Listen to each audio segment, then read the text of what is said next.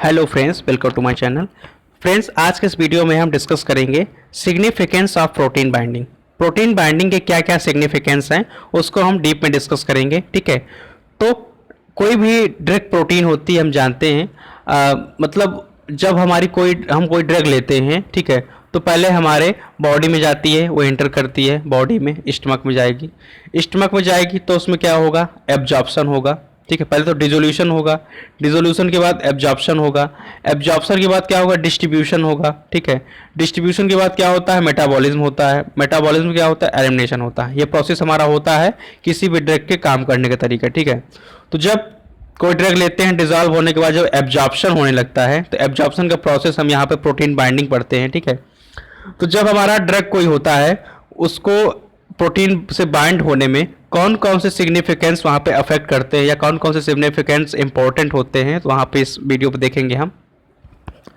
जैसे कोई भी हम ड्रग लेते हैं तो उसमें पहला सिग्निफिकेंस हमारा आता है एब्जॉर्प्शन। ठीक है, जितना तेजी हमारा ड्रग का एब्जॉर्प्शन होगा, उतना तेजी उसके बाद हमारा प्रोटीन की बाइंडिंग होगी। ठीक है, अपने रिलेटिव प्रोटीन के साथ जाके बाइंड होगा वाला मेडिकामेंट या ड्रग। ठीक है, दूसरा हमारा सिस्टमैटिक सॉल्युबिलिटी ऑफ ड्रग।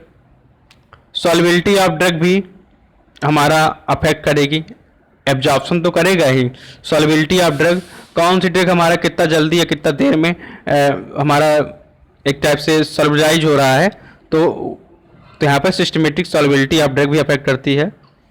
तीसरा हमारा डिस्ट्रीब्यूशन अफेक्ट करता है।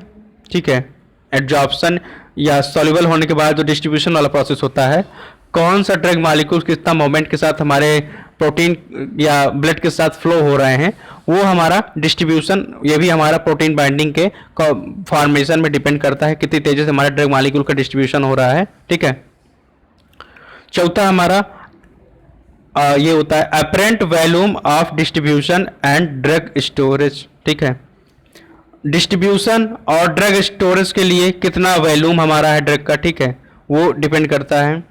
पांचवा हमारा एलिमिनेशन, जैसा कि हमने बताया अभी, एडीएमई प्रोसेस में absorption, distribution, metabolism, elimination. Elimination भी हमारा डिपेंड करता है कि कितना जल्दी से हमारा ड्रग का एलिमिनेट होता है। ठीक है, और डायग्नोसिस से भी अफेक्ट करता है। डायग्नोसिस मतलब जैसे कोई भी हमने ड्रग लिया, ठीक है, और ड्रग को लिया, अब वहाँ पे हमारे स्टमक में गया, उसका एब्जॉर्प्शन हो गया। ठीक है, और उसका जब डिस्ट्रीब्यूशन होने लगा, तब वो डायग्नोसिस मतलब किस प्रोटीन से उस ड्रग को बाइंड होनी है।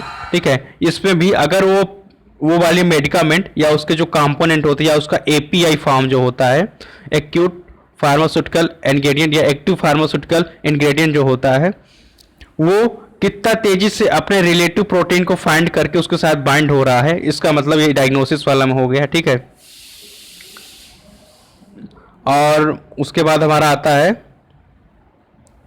सॉरी फॉर लेट, हाँ, उसके बाद हमारा आता है थेरेपी एंड ड्रग टारगेटिंग।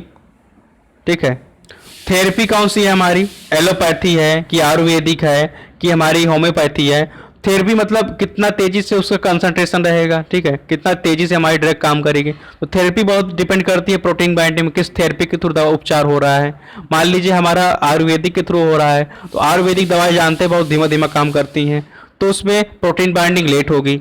मान लीजिए एलोपैथिक से हो रहा है, इंजेक्शन हम दे रहे हैं, ठीक है, किस थेरेपी से हो रहा है, मान लीजिए इंजेक्शन हम दे रहे हैं, टैबलेट नहीं दे रहे हैं, इंजेक्शन दे रहे हैं, तो इंजेक्शन का असर टैबलेट से जल्दी होगा। ठीक है, यही इसमें बताया गया है।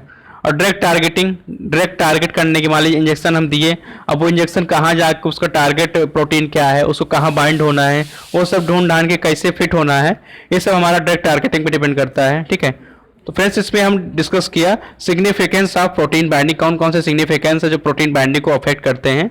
हमने यहाँ पे कुल 7 फैक्टर देखे, उसको डिटेल में डिस्कस किया। वीडियो पसंद आया और लाइक कीजिए, शेयर कीजिए, चैनल को सब्सक्राइब कीजिए। Thank you.